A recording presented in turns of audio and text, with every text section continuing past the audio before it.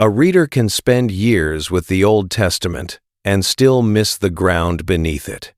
The names are familiar: Eden, Egypt, Jerusalem, Babylon, David, Solomon, Isaiah. These names have been repeated for so long in so many languages, in so many homes, churches, schools, and ceremonies that they can begin to feel almost detached from ordinary history. They can seem to belong to a separate realm, one made of faith, symbols, and ancient moral drama. Yet the moment you slow down and listen more carefully, another picture begins to appear. The Old Testament was not born in empty space. It came out of roads, walls, fields, droughts, temple courts, palaces, border raids, scribal rooms, grain stores, and frightened cities. It carries the dust of a real landscape. It remembers the pressure of neighboring kingdoms. It preserves the voice of people who lived in one of the most crowded and contested regions of the ancient world. Before we go any farther, take a second to settle in and, if this kind of quiet history is your sort of thing, subscribe and stay with me for more nights like this. I'd also love to know where you're listening from and what time it is where you are right now. There is something strangely fitting about hearing old worlds in the late hours, when everything around you has gone still and the past seems just a little closer. What makes this world feel hidden is not that the information has been lost. A great deal of it has been sitting in plain sight. The problem is that many people first meet the Old Testament through selected stories. They meet Noah and the flood, Moses and Pharaoh, David and Goliath, Daniel and Babylon, Jonah and Nineveh. They meet prophets, laws, psalms, kings, and battles, but often not the wider human map that held all those things together. So the text can feel like a chain of intense episodes floating one after another. A famine comes, a king rises, a city falls, a prophet speaks, a people are taken away. The sequence is remembered, but the world around it stays dim. And when the world stays dim, the scale of what is being preserved inside the text becomes easy to underestimate. In reality, the Old Testament belongs to the ancient Near East, a vast region linked by trade, diplomacy, war, migration, and writing. It belongs to the world of the Eastern Mediterranean, the Levant, Mesopotamia, Anatolia, and Egypt. It belongs to a place where caravans crossed dry land with tin, copper, incense, oils, cloth, and grain. It belongs to a place where empires measured strength in tribute, manpower, horses, iron, and control of roads.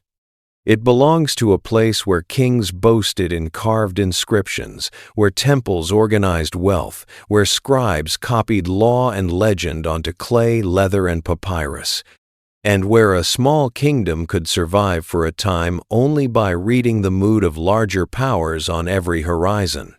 That changes the feeling of the text at once. A line about tribute is no longer just a line. It belongs to a tax world, an imperial world. A line about fortified cities belongs to a landscape in which walls could decide whether a population lived or vanished. A line about drought belongs to a fragile agricultural life, where rain was not a convenience, but the thin line between order and hunger. A line about exile belongs to one of the deepest political disasters an ancient people could suffer, when elites, craftsmen, priests, and officials might be taken away and folded into the machinery of a conqueror's empire. Even a genealogy, which many modern readers pass over quickly, looks different when seen in that light. It is no longer only a list of names. It can be a claim of continuity, a defense against disappearance, a refusal to let memory break. The land at the center of much of the Old Testament was never a quiet corner sealed off from larger history. The kingdoms of Israel and Judah sat in the Levant, a narrow corridor between continental powers. To the southwest lay Egypt, ancient even by ancient standards, with its own long traditions of kingship, bureaucracy, religion, and monumental memory. To the northeast and east rose the great states of Mesopotamia, lands of river valleys, walled cities, and imperial ambitions that would, in time, become impossible for smaller kingdoms to ignore. Along the coast were Phoenician cities, skilled in seafaring, trade, and crafts. Nearby were Philistine cities, Aramean kingdoms, Moab, Edom, Ammon, and others, each with its own interests, rulers, gods, and anxieties. This was not an empty sacred stage prepared for one people alone. It was a human crossroads. That matters because the emotional tone of the Old Testament makes much more sense once you place it there. The urgency, the warnings, the fear of corruption, conquest, and forgetting. The constant attention to covenant, loyalty, kingship, law, worship, land, and memory. These are not abstract concerns produced in comfort. They are the concerns of a people living under the pressure of survival, trying to understand who they were in a place where stronger neighbors could absorb, intimidate, punish, or erase them. The text does not come from safety looking out at danger from a distance. It comes from within danger. Imagine standing on a ridge in the hill country of ancient Judah at dusk. Below you are terraced slopes, patches of cultivated land, small settlements, footpaths worn by generations, maybe the smoke of evening fires lifting in thin bands into the cooling air. Further west, the land falls toward the coastal plain. Further east, it breaks toward the Jordan Valley and the harsher lands beyond. To the south stretches drier country. To the north lie routes into richer valleys and major roads. Somewhere far beyond the visible horizon are courts where larger kings are weighing campaigns, where messengers carry demands, where scribes count tribute, and where one rebellion in a small upland kingdom may already have become a subject of conversation in an imperial capital.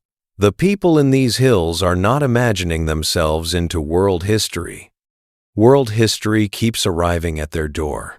That is one reason the Old Testament contains such a strong memory of invasion and displacement.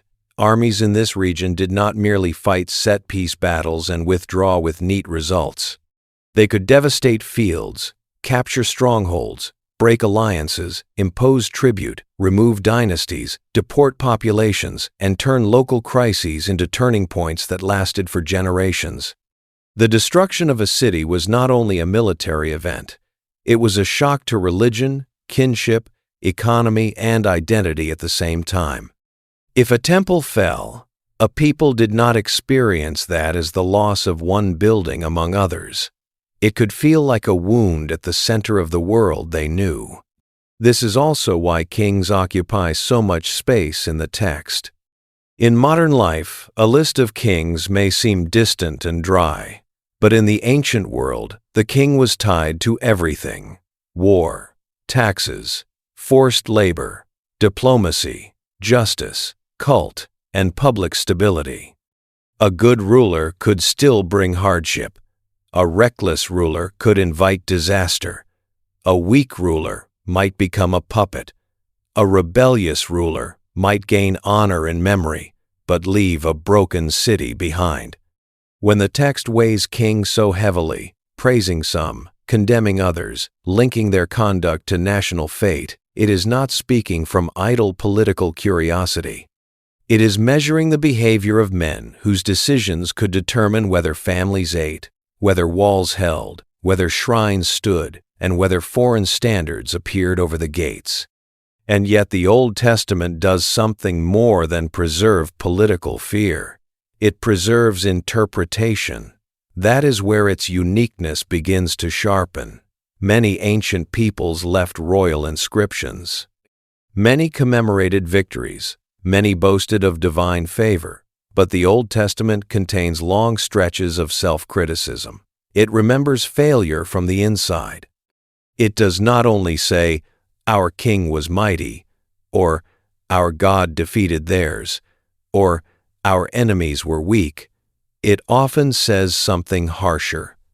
It asks whether the people themselves became unjust. It asks whether their rulers betrayed the standards they were supposed to uphold. It asks whether prosperity led to arrogance, whether ritual lost contact with moral life, whether memory itself became distorted. This gives the text a different kind of depth. It is historical memory, but memory under judgment.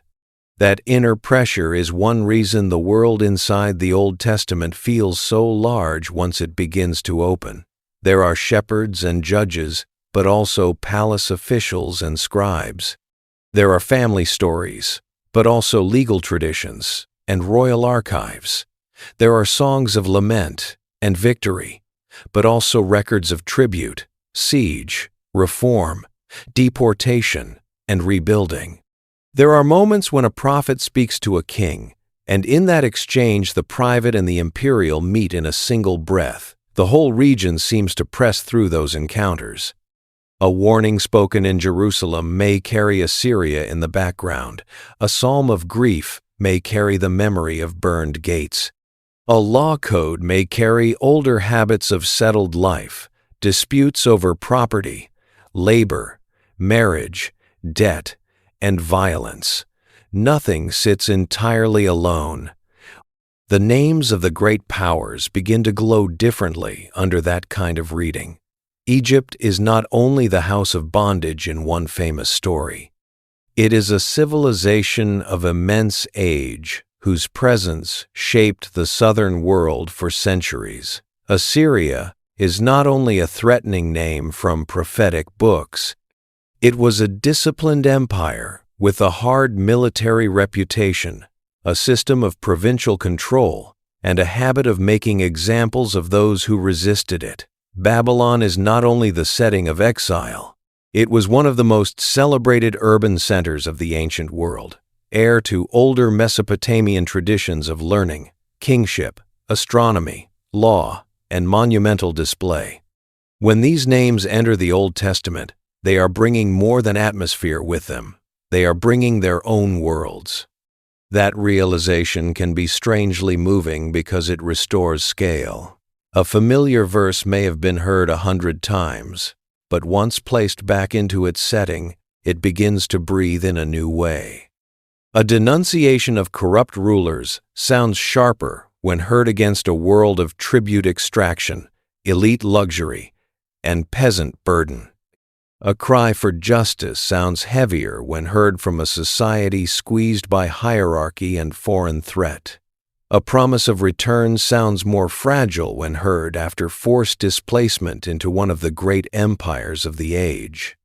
Even the recurring concern for widows, orphans, strangers, and the poor starts to look less like general moral advice and more like a response to the particular vulnerability of people living in unstable, stratified societies where power could easily turn predatory. Modern archaeology has helped many readers sense this buried scale, though archaeology has not made the picture simple.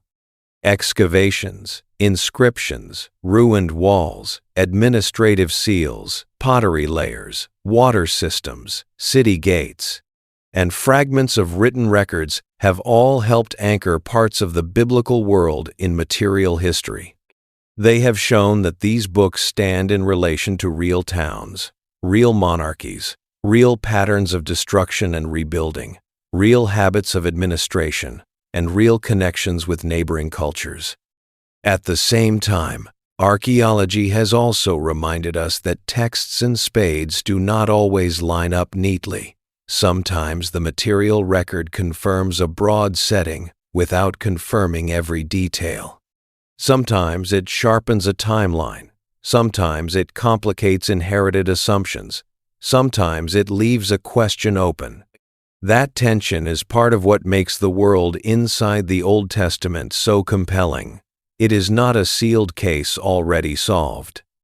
It is a landscape where text, memory, politics, theology, and physical evidence keep meeting one another in ways that are sometimes clear and sometimes difficult.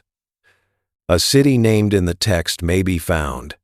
A king once doubted may appear in an inscription.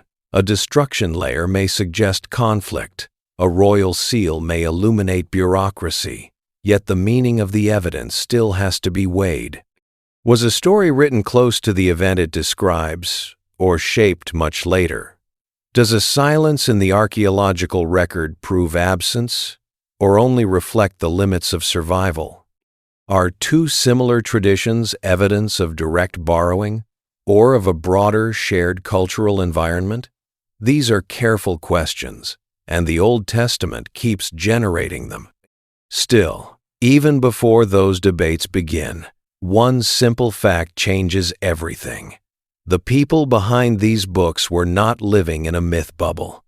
They lived among other peoples who also built sanctuaries, recorded victories, named kings, feared drought, negotiated alliances, and tried to make sense of disaster. That may sound obvious, yet it has profound consequences for how the text is heard. Stories that once seemed isolated now look like responses. Laws now look like part of a larger legal world. Prophetic condemnations now sound like speech delivered within actual political crises. Songs of exile now carry the ache of forced movement across imperial space. The hidden world was not decorative background. It was the pressure chamber in which these writings took shape. And there is another layer still. The Old Testament does not only preserve the existence of that world, it preserves the way one people wrestled with its meaning. That is different from a court chronicle whose job is to glorify a ruler. It is different from a victory monument whose purpose is to intimidate enemies and honor the king. The Old Testament contains victory songs, yes, and royal material, yes, and claims about divine action, yes. But again and again it returns to a harder question. What does national catastrophe mean? Why does a people lose its land, its king, its temple, or its freedom? Why do promises seem to endure through collapse? Why does memory matter so much after destruction? These are not the questions of a comfortable civilization writing from the summit of confidence. They are the questions of a people who had to keep rebuilding identity under pressure. That is why exile stands like a dark mountain in the middle distance of the biblical world. Even before we arrive at it fully, its presence can be felt. So much of the text either moves toward catastrophe, interprets catastrophe, or lives in the long shadow after it. Once you see that, the Old Testament no longer feels like a collection of scattered episodes from deep time. It starts to feel like the memory architecture of a people repeatedly forced to ask how they could remain themselves after kings failed, cities fell, and empires closed around them. This does not make the text less sacred for those who read it as scripture, nor does it make it less powerful for those who approach it historically. If anything, it makes it denser.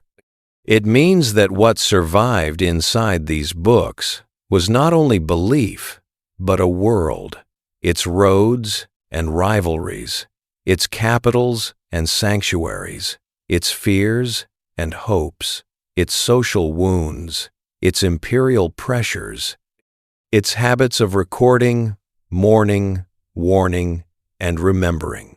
The more closely you look, the less possible it becomes to treat the Old Testament as a detached religious artifact. It is a survivor from one of history's great corridors of conflict and exchange.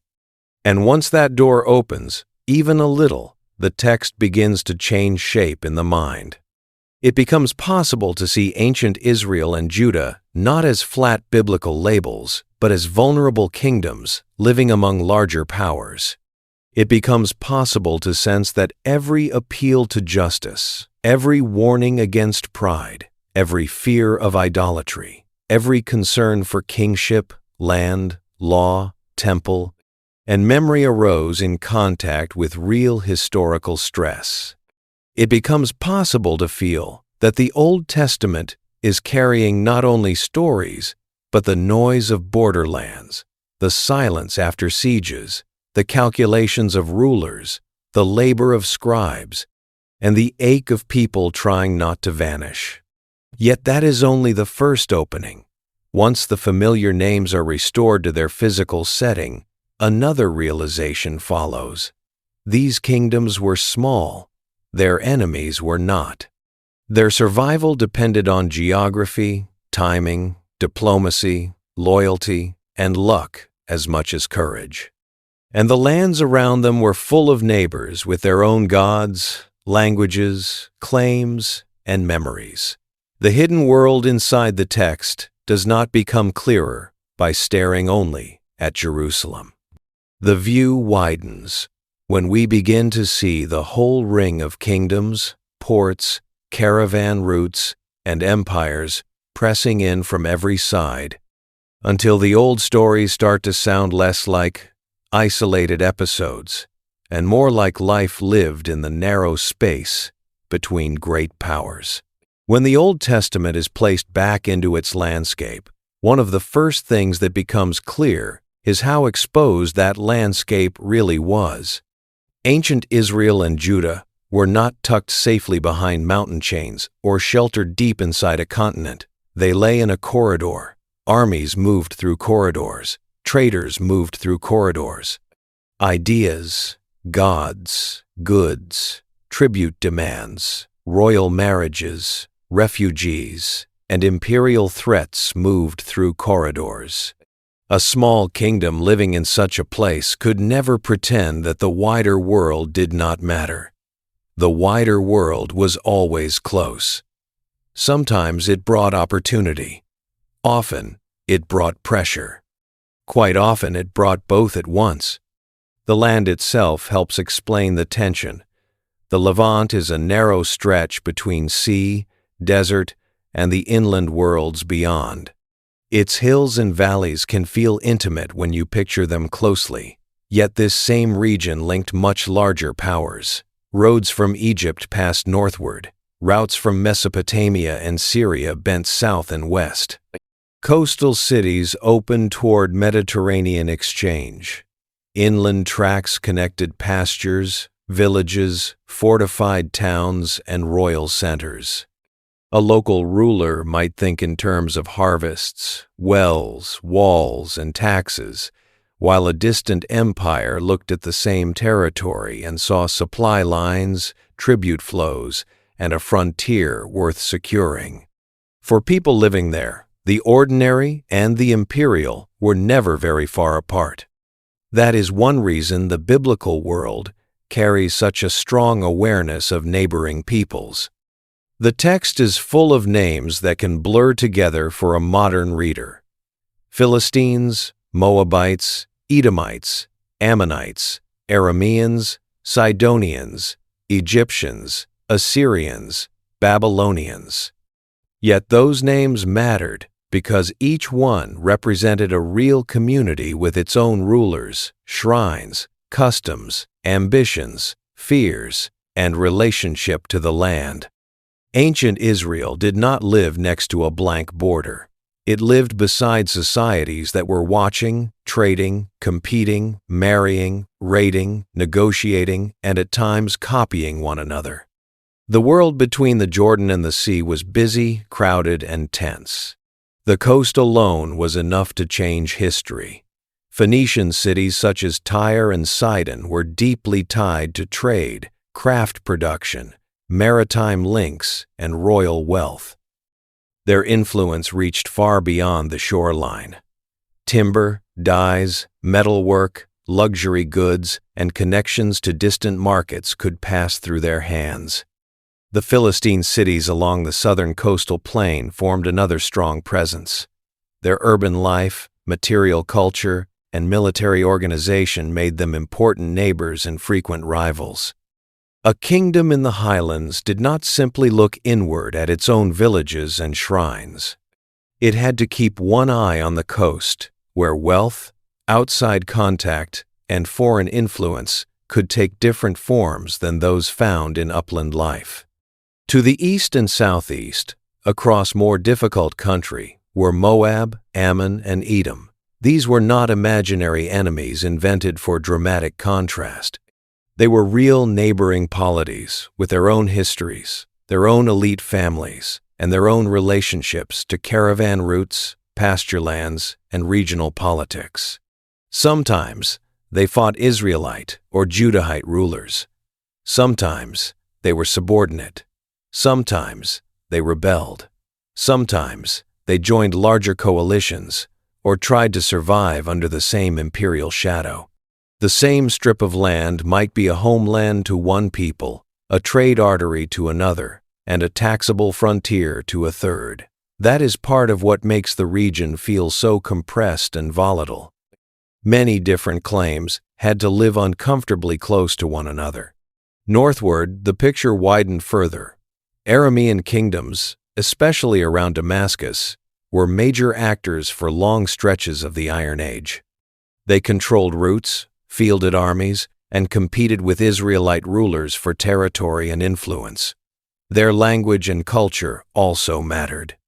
Aramaic would eventually become one of the great languages of the region. This was not a side note.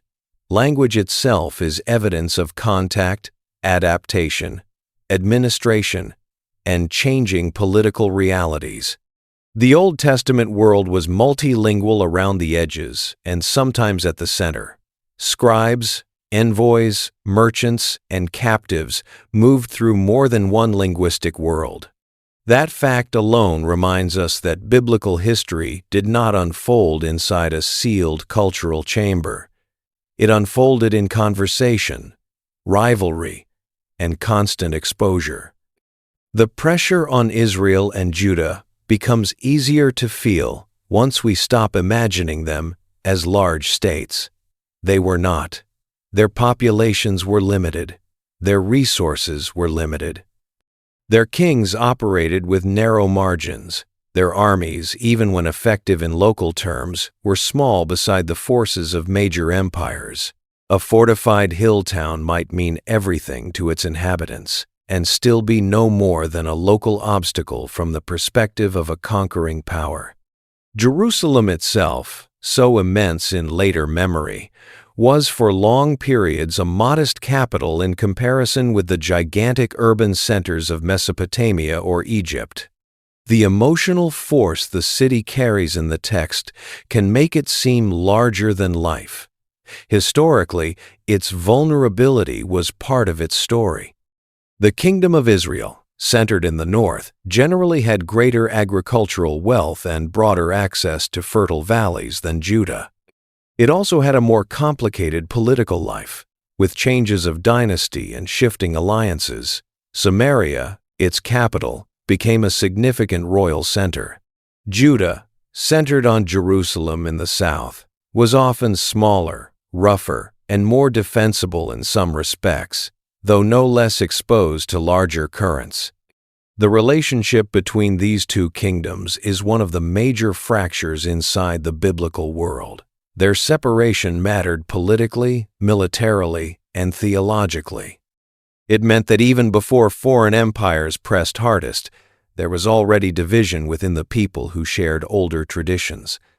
That fracture gives a new tone to many biblical narratives. They do not come from a people whose political unity simply endured from heroic beginnings onward. They come from a people who knew division, competition, rival sanctuaries, contested legitimacy, and the bitterness that follows a broken kingdom. A split polity is easier for empires to manipulate. It is also more likely to generate rival memories. Whose king was faithful? Which capital was central? Which sanctuary was legitimate? Which line carried the promise?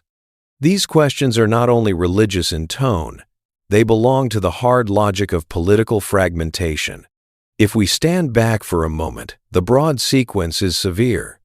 First, the Levant is a region of many small and medium powers, with Egypt sometimes present more heavily and sometimes less so. Then states rise in northern Mesopotamia and begin to push outward with increasing force. Assyria becomes the great terror of the age. Its rulers do not merely seek glory in the local sense, they build an imperial machine. Campaign after campaign extends Assyrian reach across the Near East. Cities are besieged, rulers submit or are replaced, tribute is extracted. Resistance can be punished with shocking brutality. Deportation becomes a tool of control. The whole point is to break local independence and fold diverse regions into a system centered on imperial power. When Assyria enters the biblical horizon, it changes the emotional climate of everything around it. The fear is not theatrical, it is practical.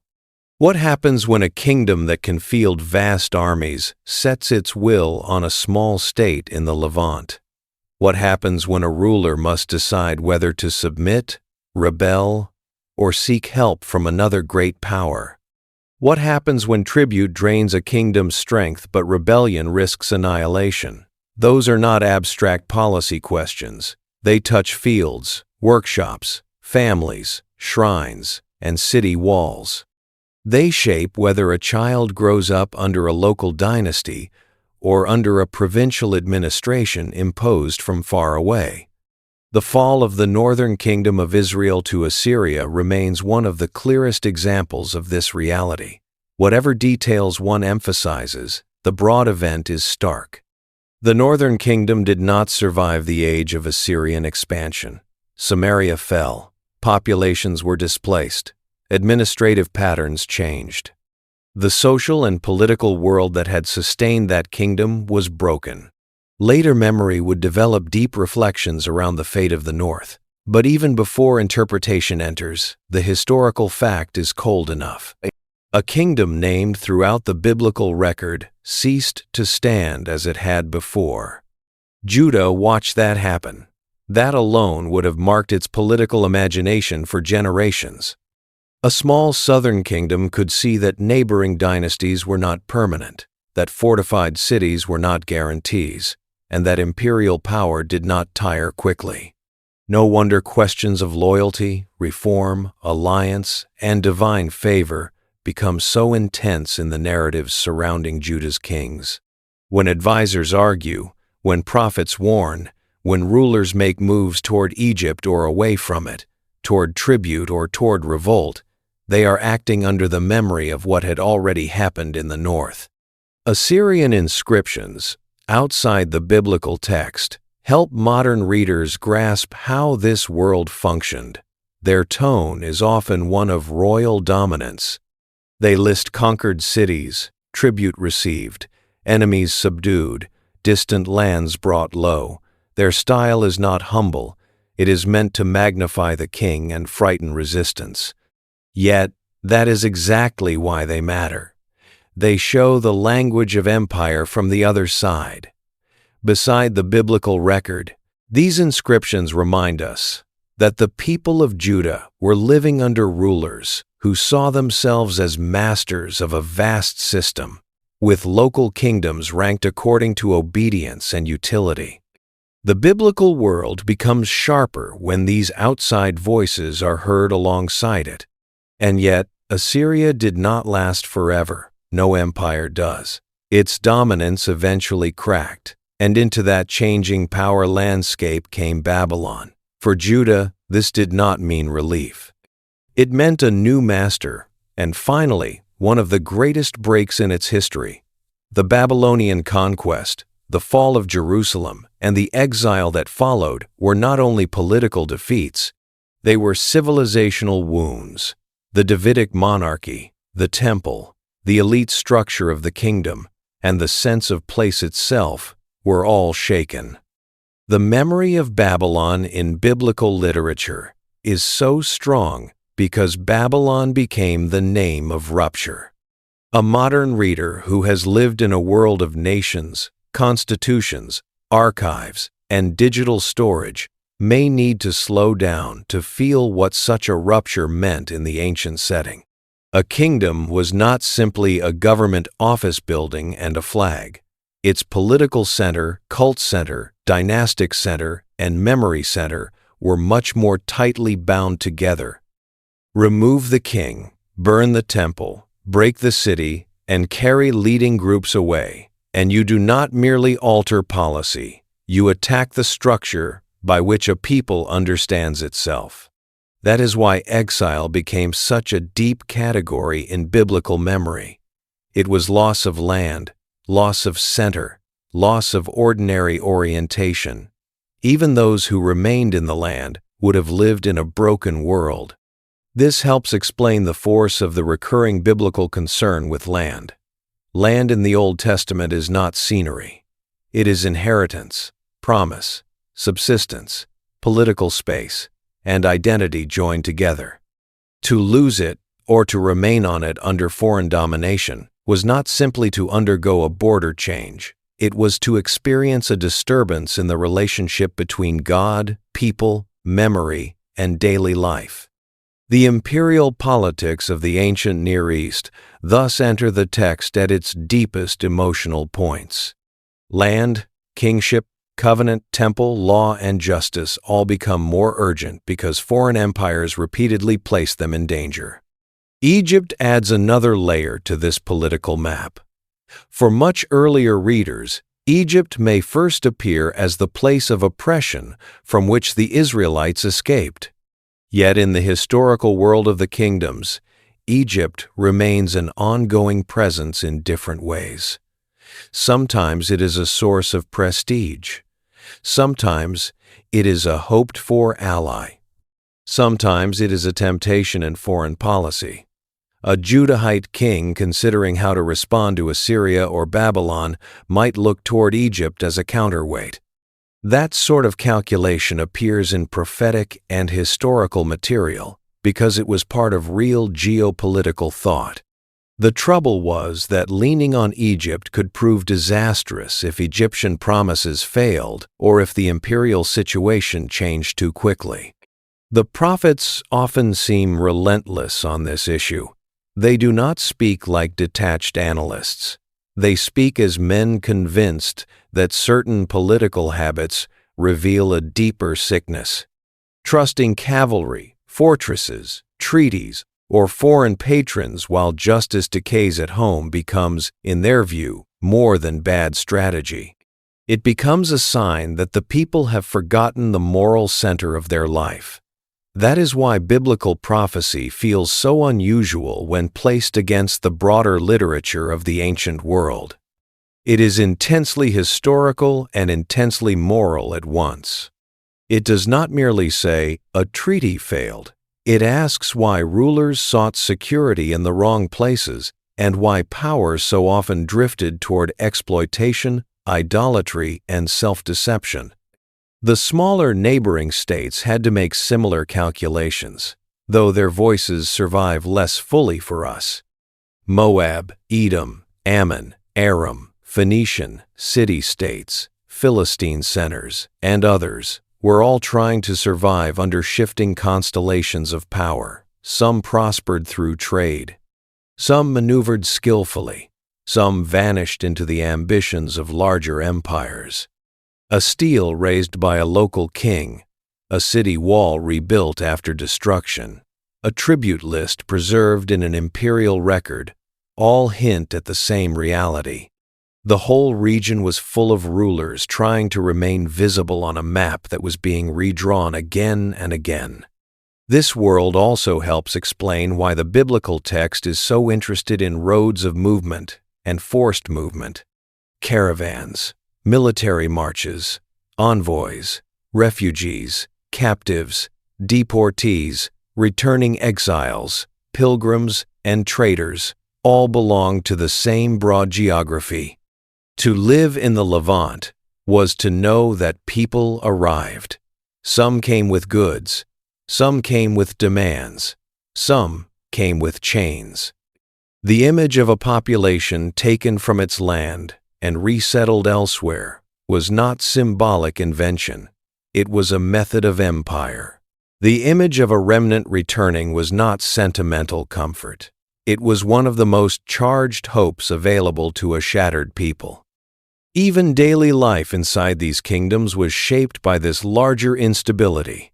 Farmers had to think first about rain, soil, terraces, seed, animals, and harvest.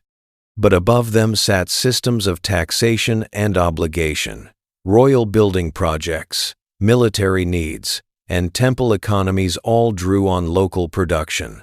A bad year could become a debt problem.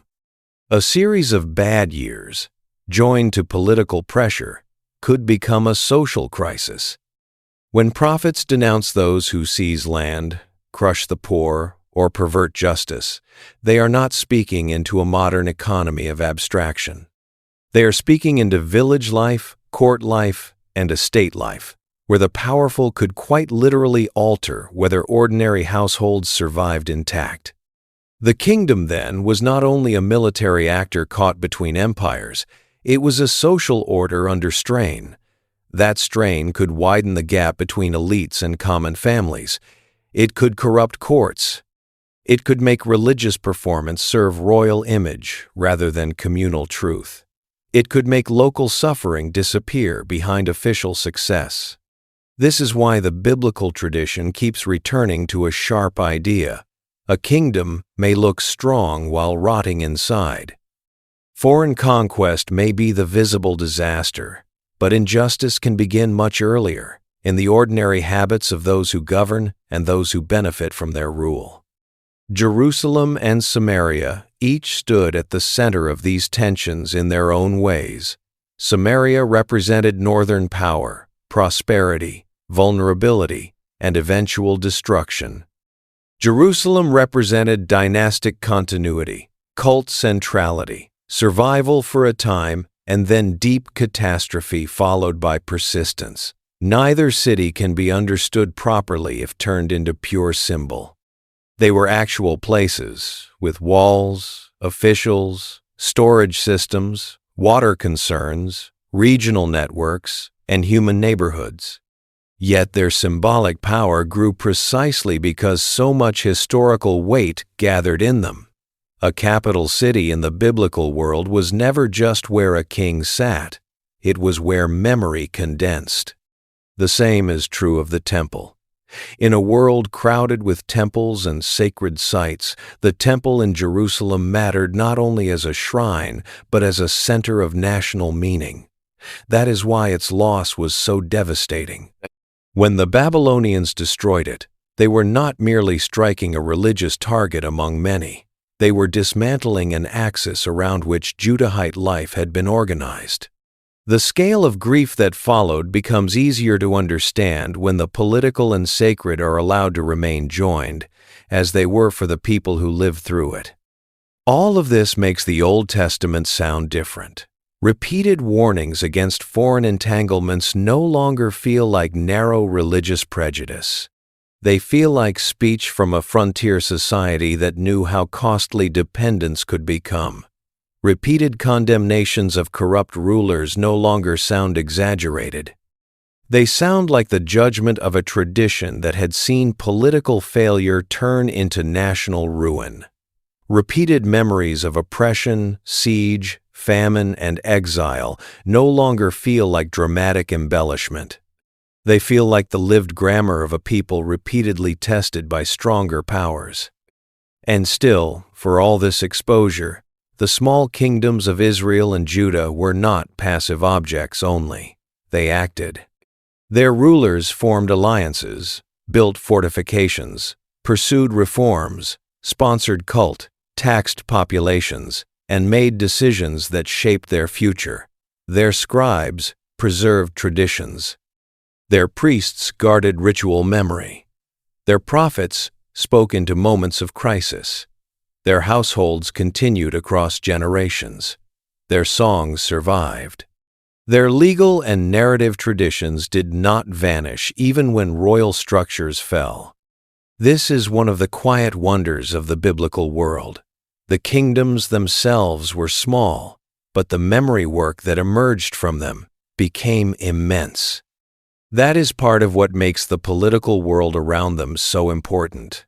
The empires seemed larger, stronger, richer, and in purely immediate terms they often were. Assyria could conquer. Babylon could destroy. Egypt could influence and tempt. Yet the voices that endured most widely were not only the voices of the conquerors. The inscriptions of imperial kings survive in fragments, often on stone and clay, tied to ruined palaces and broken monuments. The literature of Israel and Judah survived in another way. It traveled, was recopied, reinterpreted, prayed, argued over, and inherited. The small kingdoms lost their sovereignty, but their memory outlived the political order that overwhelmed them. That should make us pause over the phrase hidden world. It does not mean a fantasy realm behind the page. It means the real ancient world that can vanish from sight when later readers encounter the text only as scripture, literature, or moral teaching. Once the kingdoms and empires are restored, the page grows crowded again. We begin to sense riders carrying messages through dust, border fortresses scanning for movement, tax burdens rising in bad years, coastal cities exchanging luxury goods, prophets denouncing complacent elites, kings making desperate calculations, and imperial capitals measuring distant populations as entries in a system of power. And yet even that is not the deepest layer. These crises were not preserved by accident. They were remembered, shaped, arranged, and passed on by people who refused to let collapse become silence. Somewhere behind every page stand generations of record keepers, singers, priests, teachers, and scribes who gathered old traditions and placed them into forms that could survive disaster. The kingdoms fell, but memory did not fall with them. It moved into writing, ritual, genealogy, law, lament, and story. And once we start to notice that labor of preservation, the focus shifts from the battlefield and palace toward another kind of room, quieter but no less powerful, where the fate of a people could be carried forward line by line, even after the empire had finished speaking. A kingdom can fall in a season, a city can burn in a day, a dynasty can end with a siege, a betrayal, or a march of prisoners disappearing into distance. But memory works more slowly. It gathers what survives. It rearranges loss into language. It keeps names alive after walls are broken and courts have gone silent. That is one of the most important things to understand about the Old Testament. It is not only a record of ancient events, it is also the result of ancient memory work, carried out across generations by communities who were trying to understand what had happened to them, what had gone wrong, what had to be preserved, and what could still be hoped for after disaster. This is where the world inside the text becomes even more human. It is one thing to imagine kings, wars, alliances, and conquerors. It is another to imagine the people who kept words alive through all of that. Somewhere, in rooms we can only partly picture, scribes copied lines by hand, priests guarded ritual knowledge, teachers repeated traditions aloud, families handed down names and stories, poets gave grief a shape that others could remember. Editors, or something close to editors, gathered older material into longer sequences. Those people did not think of themselves as doing modern literary work. They were preserving identity under pressure. They were deciding what could not be allowed to disappear. For a modern reader, the word scribe can sound small and technical, as though it refers only to a human copying machine. In the ancient Near East, the work was much broader than that. Writing itself required training. Materials were limited. Systems of administration depended on people who could count, record, draft, and preserve. Royal courts needed such people. Temples needed them. Trade networks needed them. Local officials needed them. A scribe stood close to power, but also close to continuity. If a kingdom wanted to remember land boundaries, tribute obligations, legal precedents, court correspondence, cultic procedures, genealogies, or royal acts, it needed writing. and writing meant trained hands and trained minds. The kingdoms of Israel and Judah did not invent writing, of course. They lived in a region where writing traditions were already ancient. Egypt had long used its own systems. Mesopotamia had developed deep scribal cultures around cuneiform. Alphabetic writing, which would become so influential, emerged in the wider region as well. This matters because the biblical world inherited a written environment. The people behind the Old Testament were participating in a larger civilizational habit, the habit of fixing memory in signs, of trusting marks to preserve law, kingship, worship, and inherited knowledge across time. Yet the Old Testament also preserves something that goes beyond court record or temple inventory. It preserves voices wrestling with meaning. A tax record tells you what was owed. A victory inscription tells you what a king wanted remembered. A lament tells you what pain felt like from the inside. A legal tradition tells you what a community believed should govern life. A genealogical list tells you which connections had to remain intact. A prophetic warning tells you how political crisis could be read as moral crisis. Once all of these forms are allowed to stand together, the text starts to look less like one kind of book and more like a deep archive of a people's struggle to interpret its own existence. That is why oral tradition matters so much here. Writing did not replace speech overnight. In the ancient world, memory often lived aloud before it lived on a surface. Stories were repeated. Songs were performed. Laws were recited. Blessings and curses were spoken. Lineages were remembered through voice. A child could learn identity long before ever seeing written signs. Even after traditions were written down, they did not stop living in mouths and ears. The world behind the Old Testament was a world where memory moved between speech and writing, between public performance and careful copying, between family repetition and official preservation. This helps explain why some biblical material feels close to storytelling, while other passages feel formal, legal, priestly, or administrative. The text did not emerge from only one room, one generation, or one purpose. Some material likely carries very old narrative cores. Some may reflect court settings. Some has the stamp of priestly ordering and ritual concern. Some preserves legal collections shaped for communal life. Some is poetry, born from celebration or anguish. Some looks back on older events through later interpretation. And some seems to have been gathered and arranged only after great catastrophes forced communities to ask what should be carried forward into a new age. That last point matters deeply. Catastrophe does not only destroy, it also selects. When a people loses a capital, a temple, a dynasty, or a homeland, it must decide what remains essential. Which traditions hold the center? Which stories explain who we are? Which laws still bind us? Which promises still matter? Which failures must be confessed? Which memories can sustain life in exile, under foreign rule, or after partial return?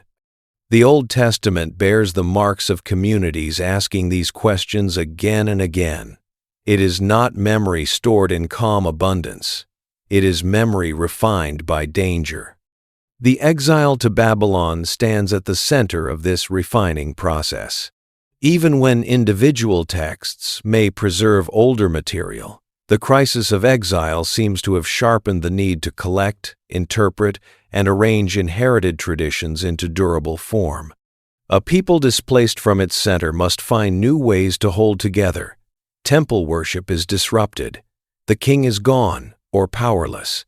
Land no longer provides the same organizing structure. Everyday life continues, but the old order has been broken. Under those conditions, writing becomes even more important. So does teaching. So does the disciplined preservation of ancestral memory. It is hard to overstate the significance of this shift. In such moments, A people begins to live not only in a place, but in a remembered and interpreted story. This is one reason the biblical concern for covenant becomes so powerful. Covenant is more than a religious word detached from ordinary life. It becomes a frame for history itself. Why did this happen to us? Were we unfaithful? Was judgment deserved? Is restoration possible? Is the relationship still intact, even through punishment? These are not minor doctrinal questions. They are ways of surviving collapse. A merely political chronicle could say that Babylon won because Babylon was stronger. The Old Testament can say that, and still ask something harder. What did defeat reveal about us? What does suffering mean when measured against the claims we make about justice, obedience, worship, and chosenness? That kind of questioning changes the tone of historical writing. In many ancient royal inscriptions, defeat is hidden or explained away. Kings prefer to be remembered as favored and triumphant.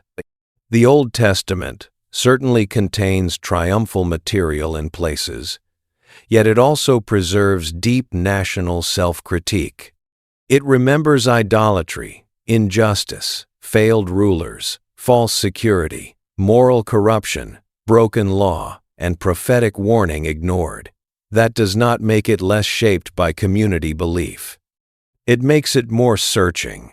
The people who preserved these texts were willing to leave harsh judgments against themselves inside the memory tradition. That is unusual, and it tells us something about the seriousness with which they approached the past. The temple played a major role in that seriousness. In the ancient Near East, temples were not only places of prayer. They were economic centers, storage sites, ritual centers, employers, symbols of legitimacy, and places where sacred order touched political order. The temple in Jerusalem carried all of that and more. Priests operating in or around such a center would have had reasons to preserve ritual procedures, genealogical legitimacy, festival cycles, purity concerns, and narratives connected to sacred identity.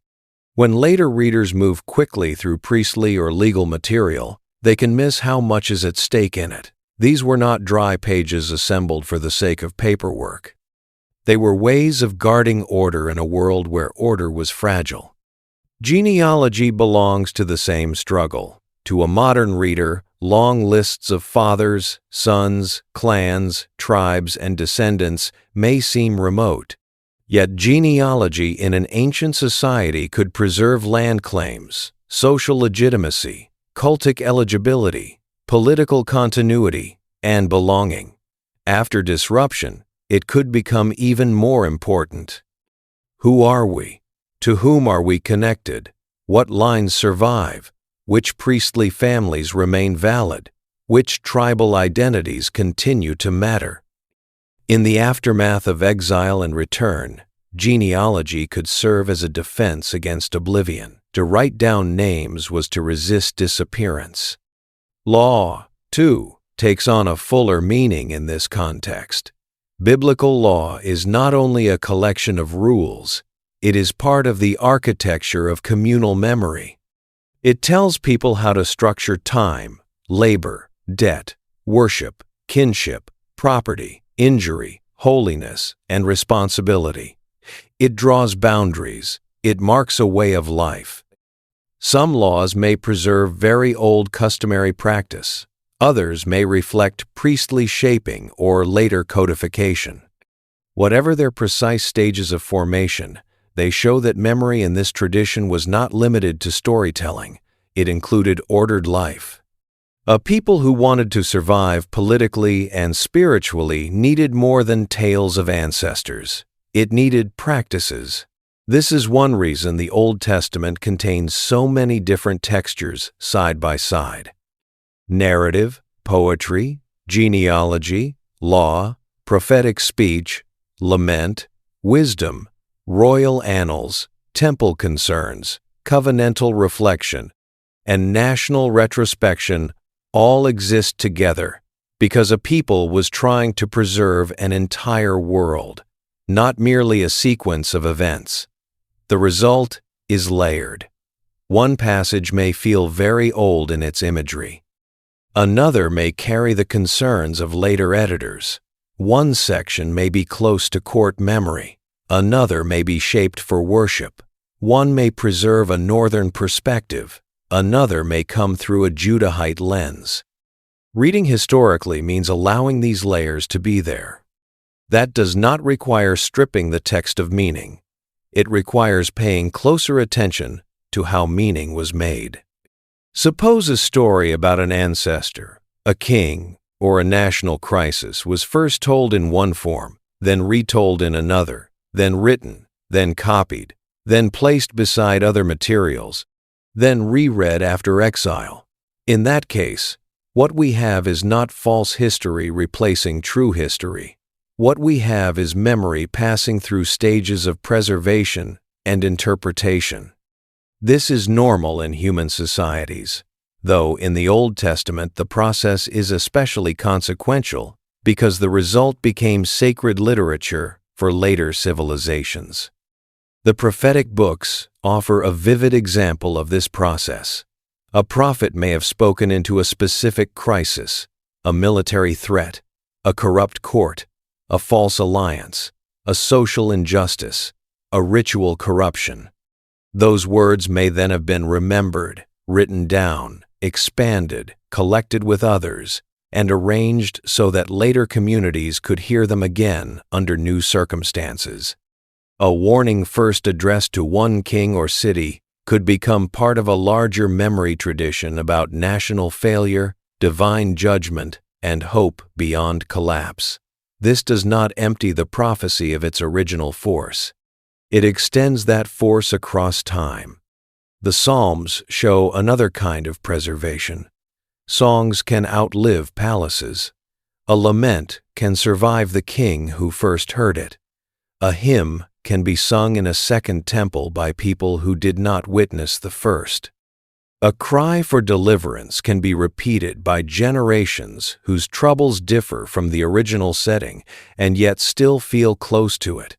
Poetry is especially suited for long memory because it condenses emotion and theology together. The Psalms preserve joy, terror, gratitude, guilt, longing, royal ceremony, pilgrimage, and grief in forms that can be spoken again and again. Through them, private feeling becomes communal inheritance.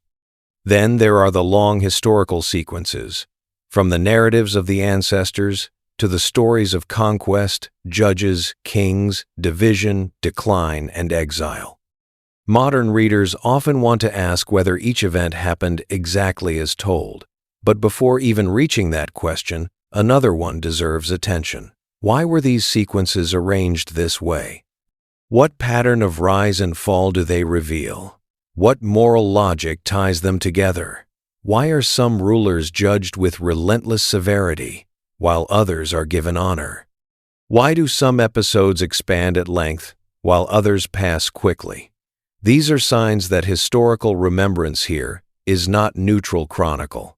It is shaped history told to explain how a people reached catastrophe and how it might yet endure. In that sense, the biblical historians, if we may call them that, are doing something broader than recording events. They are teaching through memory.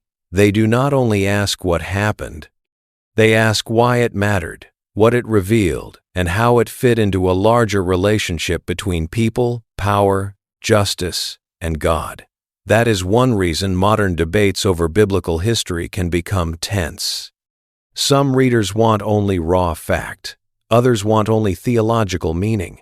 The text itself refuses the separation. It lives in the overlap.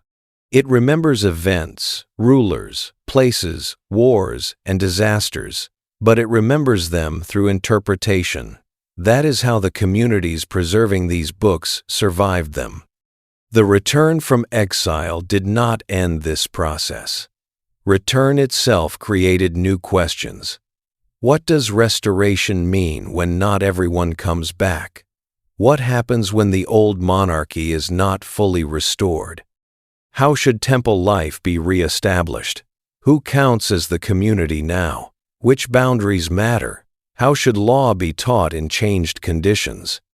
The Persian period, in which imperial policy could permit subject peoples a degree of local, religious, and communal organization, gave space for rebuilding, but not for a simple return to the former world. The result was a renewed need to define identity carefully, and writing remains central to that effort. This helps us see why the Old Testament can preserve old memories while also reflecting later concerns. Communities do not stop interpreting inherited tradition once the first written version appears. They keep hearing it, copying it, arranging it, and placing emphasis where new crises require it. The text becomes a living vessel of memory. It is stable enough to preserve continuity, flexible enough to address changed circumstances, and revered enough to hold authority through generations. One of the quietest and strongest threads in this whole process is the refusal to let empire have the final word. Assyria could impose terror. Babylon could burn the city and deport leading groups. Persia could reshape administration. Yet none of these powers could completely erase the internal memory tradition of the people who would carry these texts forward. That is why scribes matter so much. Their work is easy to overlook because it is slow, careful, and usually anonymous. But empires often depend on spectacle, while memory depends on repetition. A conqueror may build a palace relief showing captives and tribute. A scribe may preserve a lament, a law, or a genealogy. Centuries later, the palace may be broken stone in a museum, while the copied words still live in human mouths. This is not to say that scribes were neutral guardians floating above politics. They belonged to communities with interests, loyalties, and theological commitments. Some were surely close to temple institutions, some to royal administration, some to later circles of teaching and preservation. Their work shaped what was remembered and how.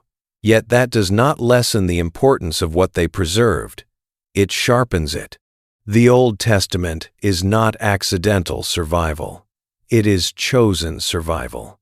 Certain traditions were judged essential enough to keep, copy, and transmit at real cost across unstable centuries. The texture of that chosen survival can still be felt. A legal passage may carry the disciplined habits of priestly preservation. A narrative about kings may preserve court-centered memory reframed through later judgment. A lament may hold the sound of national grief long after the first singers are gone. A wisdom reflection may show how Israelite thought stood in conversation with wider ancient concerns about justice, suffering, work, and mortality. A genealogical register may reveal that after all the wars and deportations, names still mattered. Every genre is doing memory in its own way. This also means that the Old Testament should not be imagined as springing into existence as one book in the modern sense. It is a library of traditions whose formation took time. Some materials are older, some later. Some may have circulated independently before being gathered into larger compositions. Some may preserve layers within layers. This is not a weakness. It is part of the evidence that real communities lived with these traditions, handled them, and passed them on. A text that never bore marks of history would be far less interesting than one that clearly lived through it. And the more we notice that layered life, the more the Old Testament begins to look like something extraordinary. The memory house of a people who lost kingdoms but kept words. They lost capitals but preserved songs. They lost dynastic certainty but kept genealogies. They lost territorial security but preserved law. They lost temples and built again. They lost political freedom more than once, yet their internal language of covenant, judgment, lament, hope, and return, survived the losses.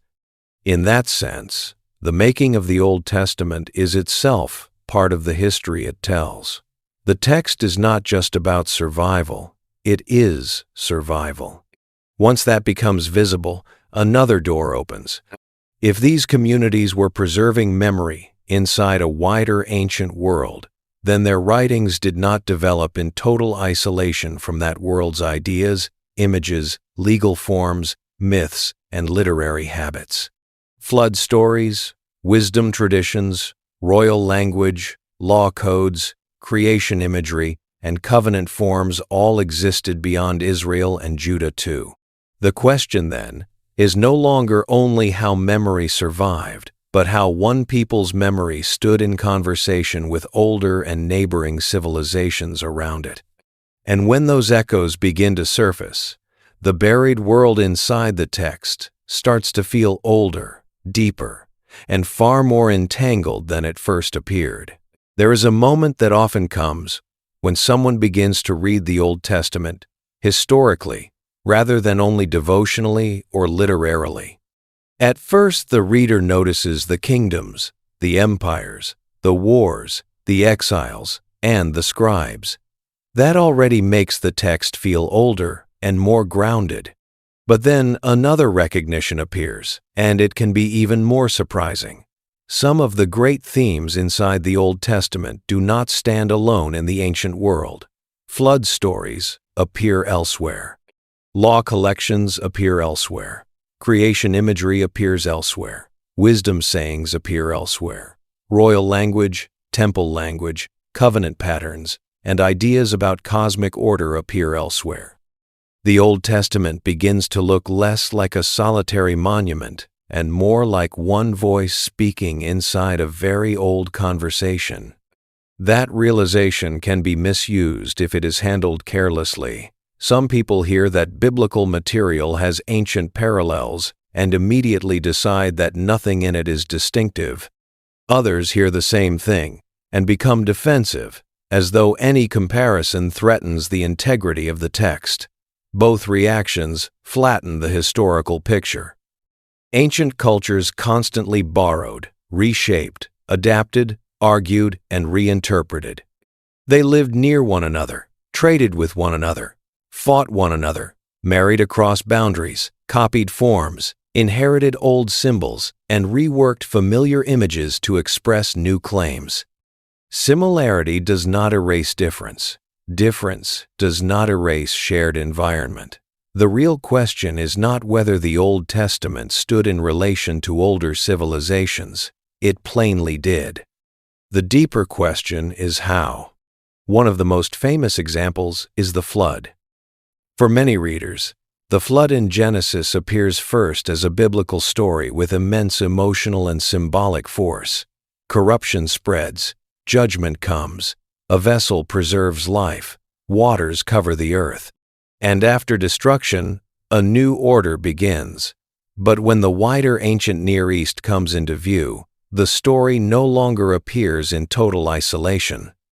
Mesopotamian literature preserves other flood traditions, including stories in which a god or gods decide to destroy humankind. A chosen man is warned, a great boat is built, animals are preserved.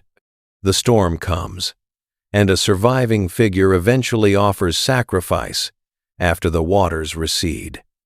The details vary, the reasons vary, the theology varies, but the broad resemblance is too strong to dismiss as an accident. This is one of the places where modern readers often rush too quickly toward a conclusion. They want a single answer. Did one text copy the other? Did the biblical writer borrow directly from Mesopotamian tradition? Did both descend from some even older memory? Were such stories simply part of a common cultural atmosphere in the Near East? The honest answer is that the matter is complex. Mesopotamian flood traditions are older in surviving written form than the version in Genesis. That much is important. But older written form does not by itself explain every stage of transmission. Stories can circulate orally for long periods. They can cross borders through trade, migration, conquest, scribal education, or exile. They can also be inherited through shared cultural memory without any single act of simple copying. What matters most, perhaps, is not only that the Genesis flood has parallels, but that it uses the flood pattern to make a different kind of claim.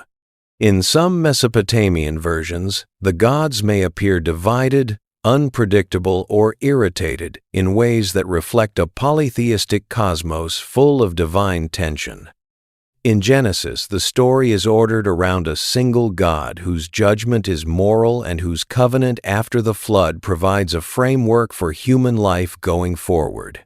The shape of the narrative may stand in relation to older ancient patterns, but the meaning pressed into that shape is not identical. The biblical version is not just retelling a known story. It is reworking the story within a different vision of divine authority, human corruption, and ordered creation. That same pattern appears in the realm of law. The Old Testament contains legal material that many readers encounter as a distinctively biblical code. Yet law codes existed in the ancient Near East long before the later shaping of biblical law. The most famous example is the Code of Hammurabi, a Babylonian legal collection from the 2nd millennium BCE. It preserves case laws dealing with property, injury, marriage, labor, debt, status, and punishment. Some biblical laws, especially in Exodus, Leviticus, and Deuteronomy, have striking points of comparison with this wider legal world. There are similar legal concerns, similar forms of conditional reasoning, and similar attempts to regulate ordinary human life in societies shaped by hierarchy, household authority, agriculture, labor, and violence. Again, the existence of parallels does not collapse one into the other. Ancient law collections were not modern legal codes in the sense of a complete national statute book. They were expressions of legal reasoning, ideals of justice, social order, and kingly or communal authority. In the biblical material, law is tied not only to social order, but to covenant identity. It is given within a relationship between God and people. It governs worship as well as injury, festivals as well as debt, purity as well as property. It remembers slavery, protects the vulnerable in recurring ways, and repeatedly ties legal order to a larger moral and theological framework. The surrounding legal world helps us see that biblical law emerged inside an ancient legal culture. The distinct way it is framed helps us see that Israelite tradition was not merely copying legal formulas, but placing them inside a specific understanding of community and obligation. The famous principle, often rendered as eye for eye, is a good example of how easily modern assumptions can distort the ancient picture. To modern ears, it can sound savage, but in context, such formulas often serve to limit retaliation rather than encourage endless revenge. They belong to a legal world concerned with proportion. Similar proportional principles appear in other ancient collections as well. When such laws surface in the biblical tradition, they show that Israel was reasoning inside a legal universe that neighbors would have understood. Yet the biblical texts repeatedly surround legal rules with concern for memory, holiness, Sabbath, covenant, and justice for those who have little protection. The form may be familiar in the ancient world. The framing remains distinctive. Creation imagery opens another window into these echoes. Genesis begins in a way that later readers often experience as singular, and in one sense it is. The calm structure, the ordering movement, the repeated valuation of creation as good, the separation of realms, the shaping of time through divine speech, all of this gives the opening chapter of Genesis a striking clarity. But the wider ancient Near East also preserved creation traditions, and some of them involved watery chaos, divine ordering, the establishment of cosmic boundaries, and the relation of gods to the making of the world. Mesopotamian texts such as the Enuma Elish present creation within a mythic conflict framework, where divine struggle precedes the organization of the cosmos. When Genesis is read beside that kind of material, its uniqueness becomes sharper, not weaker. In some ancient myths, the world emerges through violence among gods. In Genesis, the world is ordered through the command of one God who faces no rival of equal power. The deep waters remain present, but they are not independent enemies threatening divine control. They are part of a world already subject to ordering speech. The sun, moon, and stars are not named as deities, as they might be in surrounding traditions. They are lights, placed in the heavens. Sea creatures are not monsters challenging divine power. They are creatures made by the Creator. In other words, Genesis participates in an ancient conversation about origins, chaos, order, and the structure of the world, but it does so by stripping that conversation of much of its polytheistic and conflict-driven form. This is one of the great values of comparison. It allows us to see what ancient Israelite writers inherited and what they refused.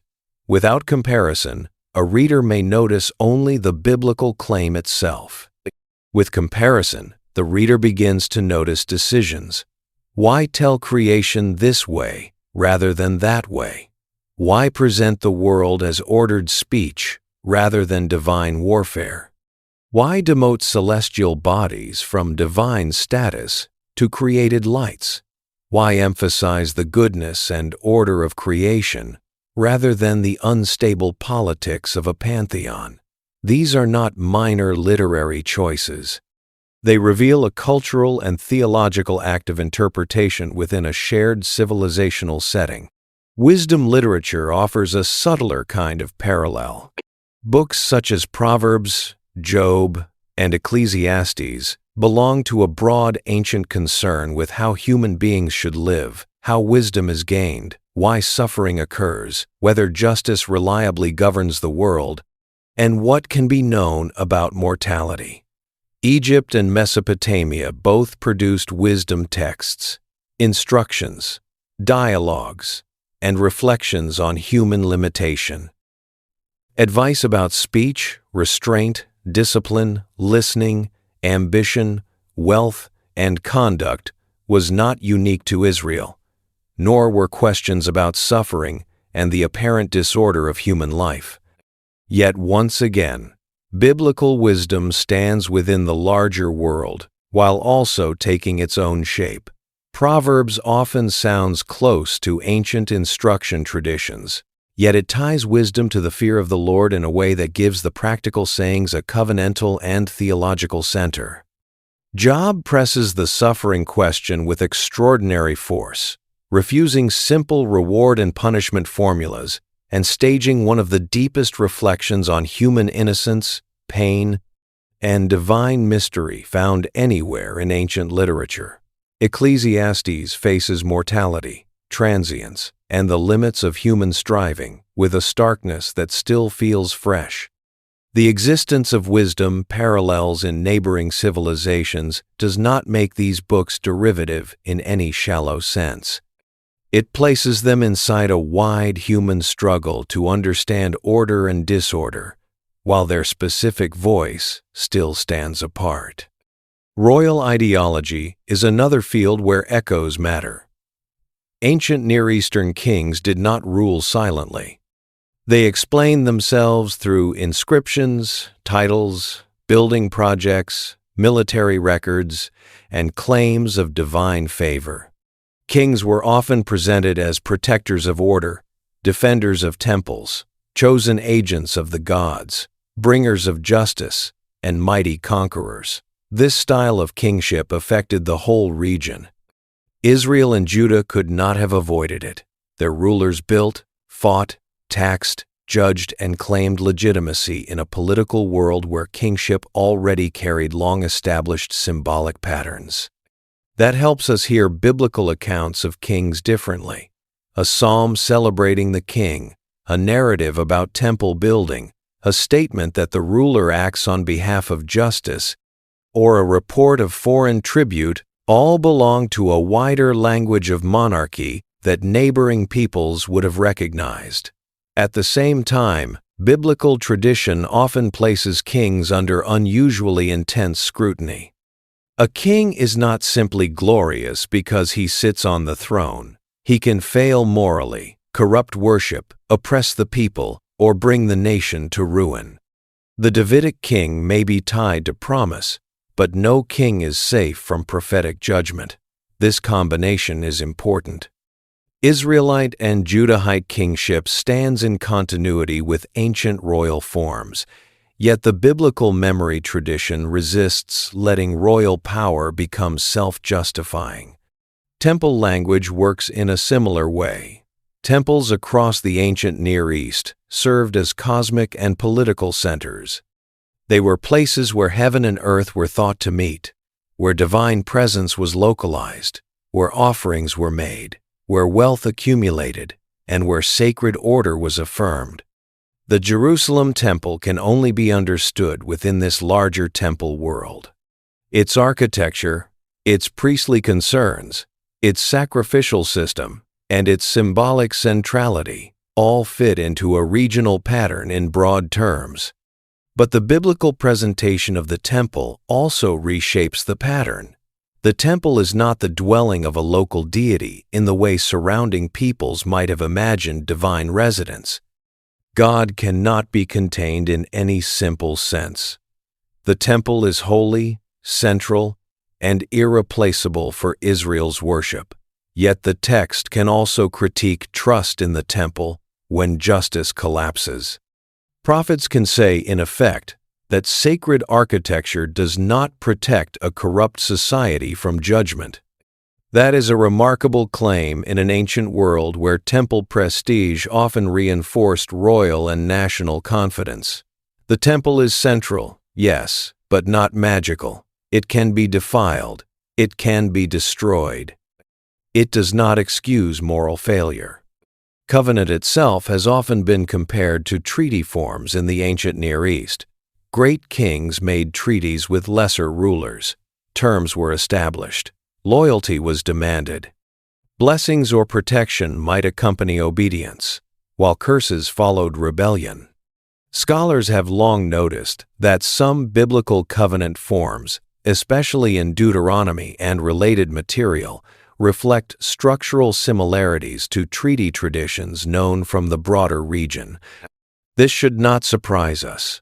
Political and legal forms move through history. People use known patterns to express binding relationships. Yet the biblical covenant tradition again does something more than reuse a familiar form. It applies covenant language to the relationship between God and a people, not merely between human rulers. It turns treaty logic into sacred history. Loyalty is not owed only to an empire, but to the Lord. Blessings and curses are not merely diplomatic consequences, but dimensions of covenant life. History itself becomes the field in which covenant faithfulness or unfaithfulness is worked out. The shared formal background helps us see that biblical writers were not speaking in a vacuum. The transformed use of the form helps us see how radically they redirected inherited political patterns toward theological meaning. Even stories about infants, heroes, and threatened deliverers may stand near older motifs. Ancient literature often preserves tales of exposed children, miraculous survivals, chosen figures rescued from danger, and rulers whose beginnings already hint at destiny. The story of Moses in the Reeds has long invited comparison with traditions about the Akkadian king Sargon, who in one later text is described as having been placed in a basket and set on the river before being rescued. The stories are not identical, and their purposes differ, but the resemblance is striking enough to show that narrative motifs traveled widely in the ancient world. Once more, the question is not whether a motif exists elsewhere, The question is what the biblical writer does with it. In the Moses story, the rescued child becomes the mediator of liberation, law, and covenant, not simply a heroic founder in the pattern of royal legend. The same careful approach is needed when looking at imagery of the sea, the serpent, the dragon, or chaotic waters. Ancient Near Eastern myth often imagined divine conflict with sea forces or monstrous embodiments of chaos. Traces of similar imagery can be felt in parts of the Old Testament, especially in poetic passages where God is praised as the one who subdues sea powers or crushes symbolic monsters. These lines can sound unusual if read in isolation, but beside surrounding mythic traditions, they become easier to understand. Israelite poets were drawing on a known symbolic world. At the same time, they were subordinating that imagery to a strict vision of God's unmatched sovereignty. The mythic language remains, but the theology has changed. There is no real contest among equals. The imagery has been absorbed and redirected. This is one of the great themes of comparison: absorption without surrender. The Old Testament repeatedly shows signs of having inherited, known, or stood near older patterns of story, law, kingship, and symbolism. Yet it also repeatedly reshapes them. It strips gods from the sky and leaves lights. It turns royal boasting into moral accountability. It turns treaty logic into covenant theology. It turns flood memory into a story of judgment and renewed order under one God. It turns temple centrality into both sacred privilege and moral risk. It speaks a language its neighbors would partly recognize, while refusing to say the same thing with it. The exile to Babylon may have intensified some of these acts of comparison and reshaping. When Judahite elites, priests, scribes, and others found themselves within the orbit of Babylonian civilization, the encounter with older Mesopotamian traditions would not have been abstract. Babylon was not only a military power. It was a center of deep antiquity, with old literary traditions, astronomical knowledge, temple systems, royal rituals, and archives of cultural memory. A displaced people living in relation to such a civilization could hardly remain untouched by awareness of its scale and age. It is possible that some biblical traditions took fuller written shape under precisely those conditions, where older stories and symbols could be heard, resisted, adapted, or reinterpreted in exile. That possibility should not be treated as an insult to the biblical tradition. On the contrary, it helps explain why the Old Testament can be so intellectually powerful. It did not emerge by avoiding the ancient world. It emerged by confronting it. It took the claims of empire, the weight of old civilization, the memory of catastrophe, and the common symbolic language of the region, and then answered them with its own account of creation, covenant, judgment, identity, and hope. A text formed in that kind of engagement is likely to be deeper than one formed in isolation. Comparisons with Egyptian material also illuminate this point. Egyptian instruction texts, royal claims, and ideas about order offer another backdrop against which biblical writing can be heard. Egypt carried an immensely long memory of kingship, temple life, cosmic order, wisdom, and administrative continuity. To the biblical tradition, Egypt could appear as bondage, refuge, rival power, symbolic oppressor, or remembered civilization. That complexity matters. Israel did not define itself only against one simple Egypt. It lived for centuries in the shadow of a culture older and more monumental than itself. The biblical memory of Egypt is therefore historical, theological, and imaginative all at once. Sometimes comparison clarifies difference through absence as much as resemblance. Ancient Near Eastern texts often celebrate the king with little sustained moral criticism. They praise victory, building, order, and piety. The Old Testament can do some of that, especially in royal psalms or positive portrayals of certain rulers, but it also preserves devastating condemnations of kings. Ancient myths often leave divine politics messy, with conflict among gods shaping the cosmos. The Old Testament allows traces of cosmic imagery, but relentlessly pulls authority into the hands of one sovereign God. Ancient law can reinforce social hierarchy, without much attention to covenant memory. Biblical law does not eliminate hierarchy, but it repeatedly roots social duty in collective memory, especially the memory of bondage and deliverance. The parallels matter, but the departures matter just as much. A good historical reading, therefore, avoids two mistakes at once. The first mistake is to imagine the Old Testament as if it dropped from heaven into a vacuum, untouched by the civilizations around it. The second is to imagine it as a mere patchwork of borrowed materials with no strong internal vision of its own. The truth lies in a more interesting place. The text belongs fully to the ancient Near East, and yet continually argues with it, revises it, filters it, and speaks through it in a distinctive register.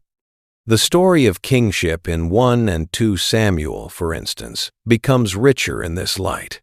Kingship was a known institution across the region. It was how political order usually worked. Yet the biblical narrative remembers kingship as both necessary and dangerous. Saul rises and fails. David is exalted and compromised. The monarchy becomes central and unstable at once. That tension is not accidental.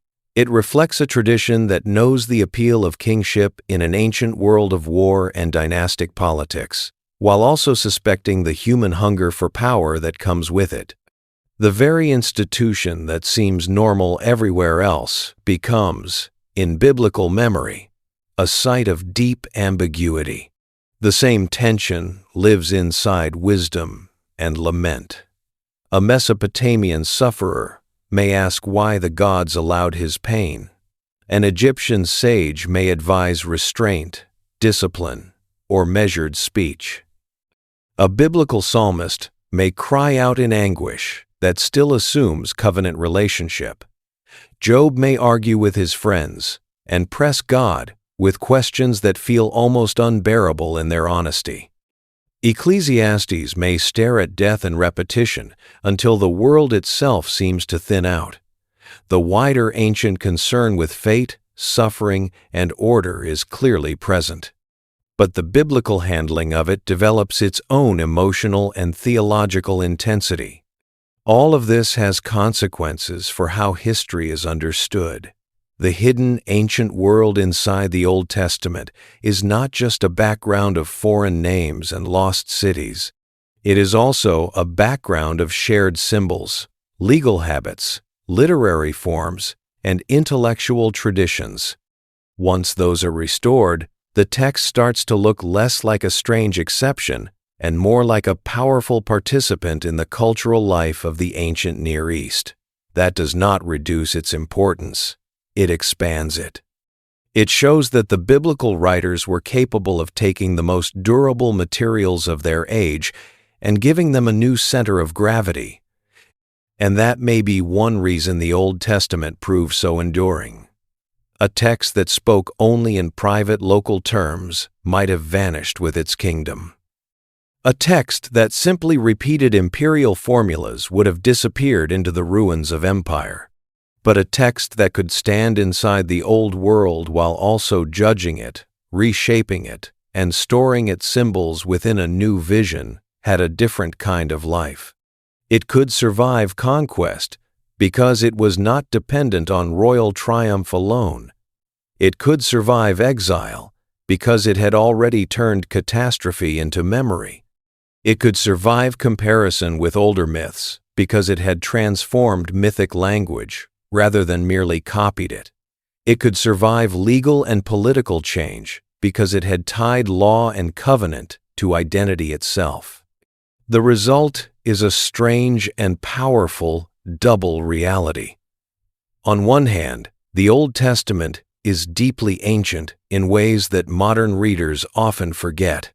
It shares the world of clay tablets, treaty forms, temple economies, flood traditions, wisdom sayings, and cosmic imagery. On the other hand, it keeps bending those things into a different shape. Its God does not behave like one God among many. Its history is not preserved merely to glorify kings. Its laws are not only tools of administration. Its creation is not the leftover result of divine combat. Its temple is central but not beyond judgment. Its flood is not only destruction but covenant aftermath. Its wisdom is practical yet morally and spiritually charged. Its memory is national, but also universal enough to speak beyond the nation. That is why the buried world inside these books changed so much. It was not just preserving one local archive. It was preserving a transformed version of the ancient Near East, one that later Judaism, Christianity, and eventually Islam would inherit in different ways. The old symbols, stories, and forms did not remain in Mesopotamian tablets or ruined temples alone.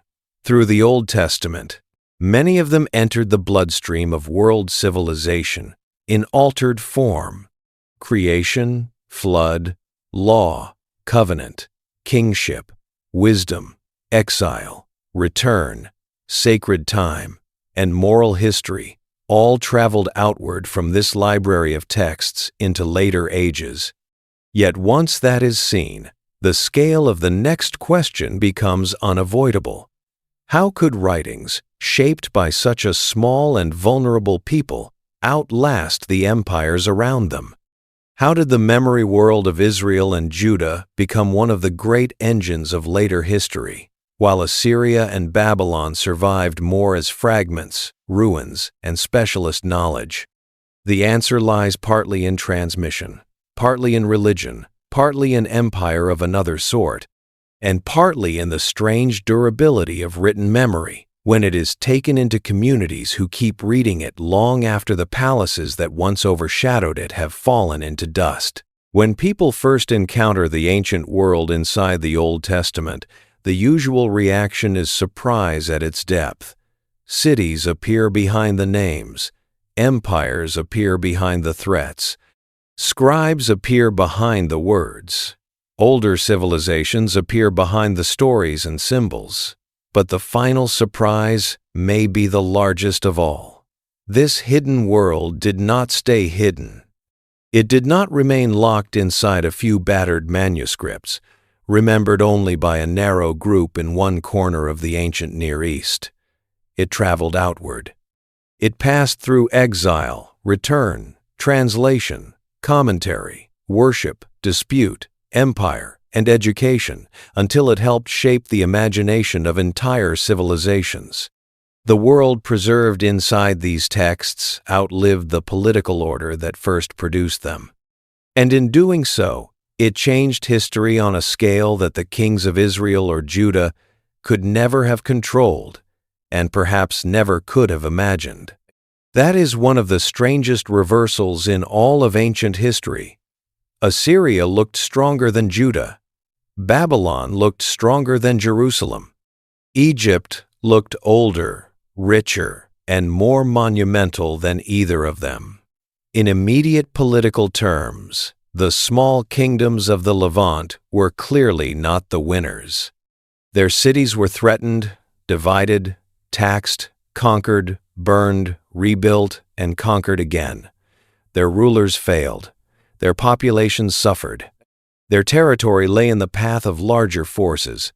And yet, when later centuries tried to make sense of creation, law, kingship, justice, exile, suffering, sacred time, prophecy, and moral history, They repeatedly turn not to the boasts of imperial conquerors, but to the library of texts preserved by this vulnerable people. The conquerors mastered territory. The text mastered memory. Part of the explanation lies in survival through religion. A royal inscription may preserve the glory of a king, but it usually remains tied to the reign that produced it. When the dynasty falls, the inscription becomes a fragment of a lost world. The Old Testament followed a different path. These writings were not only stored, they were read, they were recited. They were copied into ritual life. They became sacred. And when a text becomes sacred, it acquires a form of endurance that stone monuments often do not. A monument stands in one place. A sacred text can travel. It can be copied into another language. It can be carried by priests, rabbis, teachers, exiles, monks, traders, and communities far from the place of origin. It can survive the destruction of the building that once housed it, because its true home is no longer a wall or a court, but a chain of readers and hearers. This transformed the fate of ancient Israel's memory. What might have remained one national archive among many became scripture for later Judaism. That alone would have given it remarkable endurance. But the circle widened still further when early Christians inherited these writings as foundational to their own understanding of God, creation, covenant, prophecy, and salvation history. The result was extraordinary. Books rooted in the political and theological struggles of ancient Israel and Judah began to circulate through Greek-speaking communities, then Latin-speaking worlds, and then through the long institutional life of the Christian Church. Once that happened, the hidden world of the Old Testament was no longer only the memory world of one ancient people. It had become part of the intellectual and spiritual inheritance of Europe, North Africa, the Near East, and eventually much of the globe. Translation played a major role in this expansion. A text confined to one language has a smaller horizon. A text translated gains new life. The Greek translation, known as the Septuagint, was one of the great turning points. It did more than render Hebrew into another tongue. It moved the ancient world of Israelite scripture into the shared linguistic space of the Eastern Mediterranean. Greek was a language of cities, trade, philosophy, administration, and imperial communication. Once biblical writings could be read in Greek, they could be encountered by communities far beyond their original homeland. This did not erase their particularity. It gave them reach. That reach mattered because the ancient Mediterranean world was full of people asking large questions. How did the world begin? What is the relation between divine authority and political power? Why do nations rise and fall? What is justice? What do suffering and exile mean? Is history cyclical, tragic, purposeful, or judged? The Old Testament offered one of the strongest and most coherent sets of answers available in antiquity. Not simple answers, because the text itself is full of lament, contradiction, warning, and unresolved pain, but strong answers. History mattered. Time was not merely an endless loop. Human conduct mattered morally. Nations could be judged. The poor mattered. Kings were not beyond criticism. Law was tied to more than force. Creation was not divine chaos left unmanaged. Memory was not just nostalgia, it was obligation. Those ideas carried enormous consequences. Consider the concept of history itself. Many ancient societies preserved chronicles, royal annals, myths of origin, and records of victory. The Old Testament certainly contains material that can resemble some of those forms. Yet it also offers something broader, a moralized historical consciousness. Events are not merely listed, they are interpreted. Defeat may be explained through injustice. Prosperity may be treated as dangerous if it breeds arrogance. Exile may become both punishment and purification. Restoration may depend not only on military success but on repentance, obedience, and renewed identity. This does not mean the text reads like modern critical history. It does not. But it gave later civilizations a powerful habit, the habit of asking what history means. That habit traveled very far. In Jewish tradition, memory became an act of faithfulness. To remember the Exodus, the covenant, the giving of the law, the destruction of the temple, the exile, the return, and the promises attached to all these things was not simply to study the past. It was to live in continuity with it. Time itself became shaped by remembrance. Festivals, prayers, readings, and teachings kept the ancient world present. The buried world remained alive because it was ritually revisited. This is one reason the Old Testament did not fade into antiquarian curiosity. It remained active within communal life. Christianity extended this process in a different direction. Early Christians read the Old Testament through their own convictions about Jesus, fulfillment, prophecy, covenant, and salvation. Whatever one makes of those theological interpretations, the historical result is undeniable. The writings of ancient Israel became inseparable from the formation of Christian thought. Creation in Genesis, the Psalms, the prophets, the law, the stories of kings and exile, all became part of a shared scriptural inheritance. Churches read them publicly. Theologians interpreted them. Artists depicted them. Political thinkers drew upon them. Monastic communities copied them. Legal thinkers argued through them. The Old Testament thereby entered not only religion, but art, philosophy, literature, ethics, and public imagination across centuries. Islam, too, stands within this larger history of inheritance, though in a distinct way. The Quran engages many figures, themes, and memories known from the biblical world: Adam, Noah, Abraham, Moses, David, Solomon, Joseph, Pharaoh, and others. Islamic tradition does not simply adopt the Old Testament in Jewish or Christian form, but it clearly participates in a broader Near Eastern and late antique environment already shaped by biblical memory. This means the Old World preserved in these texts influenced not one later civilization, but several. The names, narratives, and moral patterns associated with ancient Israel spread across immense cultural space. Once this is noticed, another point becomes clear. The Old Testament did not shape history only through belief. It also shaped history through language. Words such as covenant, prophet, psalm, Sabbath, exile, promised land, idol, shepherd, anointed, remnant, and jubilee carry immense historical weight. Even people who have never read the Old Testament closely often live in cultures saturated by its vocabulary and its narrative structures. Political movements have borrowed its images. Reformers have borrowed its moral force. Empires have misused it. Critics of empire have also misused it, and sometimes used it well. The point is not that every use has been noble. The point is that the buried world proved extraordinarily portable. It entered new debates again and again. Law provides one example of this long afterlife.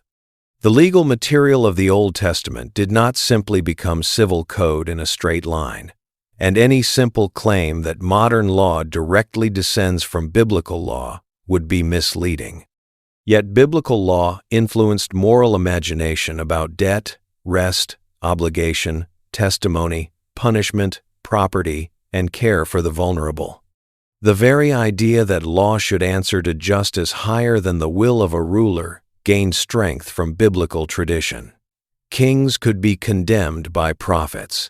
Communities could be measured against standards that were not of their own making. Courts, rulers, and societies could be accused from above. That is a powerful inheritance. The same is true of kingship. The ancient Near East had many kings. But the biblical tradition did something unusual with monarchy. It made it morally unstable. The king could be chosen, yes. The king could be central, yes. But the king could also be rebuked, judged, and remembered as a warning. That idea proved influential far beyond the ancient world. It helped nourish later traditions in which rulers were not automatically sacred in their conduct simply because they possessed authority. A prophet standing before a king became one of the most enduring images in political morality. Truth, confronting power. The concern for the poor and the outsider is another thread that traveled far.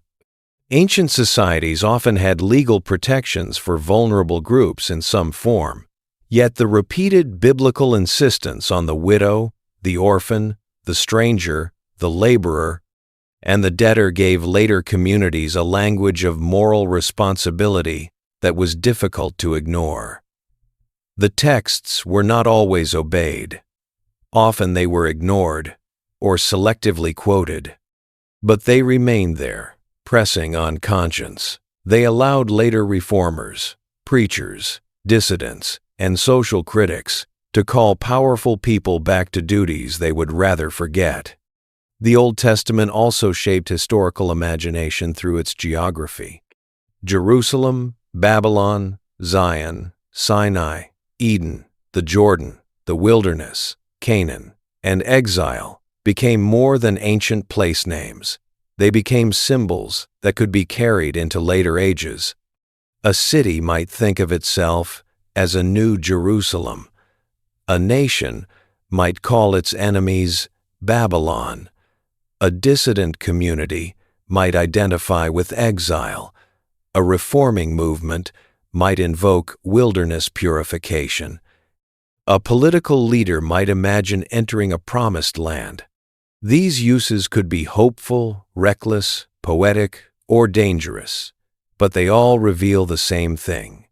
The ancient world inside the Old Testament had become a storehouse of symbolic history for later peoples.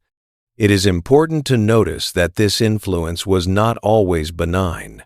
Sacred texts can illuminate, but they can also be recruited into conquest, exclusion, and false certainty. The same library that preserved deep critiques of power could be used by later powers to justify themselves. The same traditions that called for justice could be interpreted in narrow ways that harmed others. The same stories of land and promise could become volatile when applied to modern politics without care for historical distance or ethical complexity. The Old Testament changed history because it gave later civilizations an immense reservoir of language and meaning. That reservoir could be drawn from wisely or badly. Archaeology added another chapter to this story. For centuries, many readers knew the Old Testament mainly through liturgy, commentary, and inherited interpretation. Then the modern world began to dig. Ancient Near Eastern archaeology did not simply confirm everything, nor did it simply destroy belief. It did something more unsettling and more valuable. It reopened the physical world behind the text. Cities emerged from the ground. Palaces, inscriptions, seals, pottery, fortifications, water systems, temples, administrative buildings, and destruction layers began to appear. The names of long-known biblical kings were sometimes echoed in external records. The great empires named in Scripture emerged with fuller detail from their own archives. Flood traditions, law collections, royal inscriptions, and creation myths from neighboring cultures became accessible in new ways. The hidden world became visible again, but now, through spades, museums, epigraphy, and historical method. This rediscovery changed modern understanding profoundly. It reminded readers that the Old Testament belonged to a real ancient environment. It also made simplistic readings harder to sustain. When Assyrian inscriptions boast of campaigns in the Levant, the biblical world feels less isolated. When Babylonian records, or Persian decrees illuminate the backdrop of exile and return. The text feels more historically situated. When legal collections and mythic parallels from Mesopotamia are read beside biblical material, comparison becomes unavoidable. But archaeology also imposes humility. Not every expected thing is found. Not every layer is easy to date. Not every silence proves the story wrong. Not every inscription solves a debate. The spade gives evidence, but interpretation remains necessary. That has led to one of the defining tensions of modern biblical study, the relationship between sacred reading and historical reading. Some people fear that historical study drains the text of holiness. Others treat holiness as a barrier to historical seriousness. Yet the two modes of reading do not have to erase one another. They are different ways of approaching the same material. A sacred reader may ask what the text means for faith, worship, moral life, and divine truth. A historian may ask when a passage took shape, how it relates to material culture, which older traditions stand behind it, and what kind of memory work it preserves. These are not identical questions, but neither set cancels the other automatically. The Old Testament is capable of bearing both, because it is both scripture and an artifact of ancient civilization. In fact, its historical depth can intensify its sacred or literary force rather than weaken it. A psalm of exile sounds different when one has imagined deportation roads and ruined walls. A prophetic condemnation of injustice sounds different when one has thought about taxes, estate seizure, labor burdens, and imperial pressure. A law about debt release sounds different when one understands how fragile household survival could be in an agrarian society. A lament for Jerusalem sounds different when one has pictured smoke rising from broken gates and populations marched away. Historical setting does not empty the text, it thickens it. The same is true in the opposite direction. Sacred preservation is one reason historians have these texts at all. If communities had not revered, copied, and interpreted them, much of the ancient world inside them would have vanished. Historical study depends partly on religious transmission, even when the historian is not making religious claims. This is one of the quiet ironies of the whole story. Modern scholars can reconstruct the ancient world inside the Old Testament in part because generations of believers treated these writings as too important to lose. And still, much remains unresolved. Some questions will never be settled fully. How much of a given narrative preserves early memory? How much took shape later? Which legal materials reflect old custom, and which later priestly ordering? How should archaeology and text be related when their signals are mixed? How much did exile intensify literary formation? How directly did biblical writers know Mesopotamian traditions? And how much reached them indirectly through shared cultural atmosphere? Where exactly should one draw the line between history, literary art, theological reflection, and communal memory? These are serious questions, and they remain open in many cases because the evidence is partial. The buried world has been uncovered enough to change understanding, but not enough to remove every uncertainty. That uncertainty is not a defect. It is part of what makes the subject worthy of sustained attention.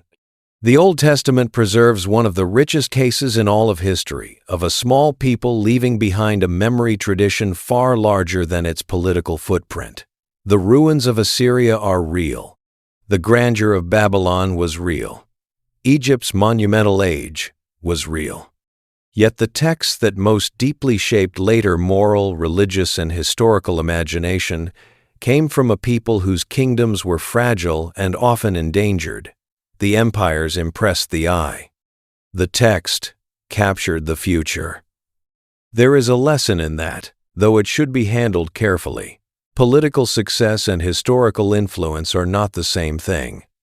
A civilization can dominate in its own century, and still leave behind a thinner moral inheritance than a weaker people who learned how to turn suffering, law, worship, lament, and memory into durable writing.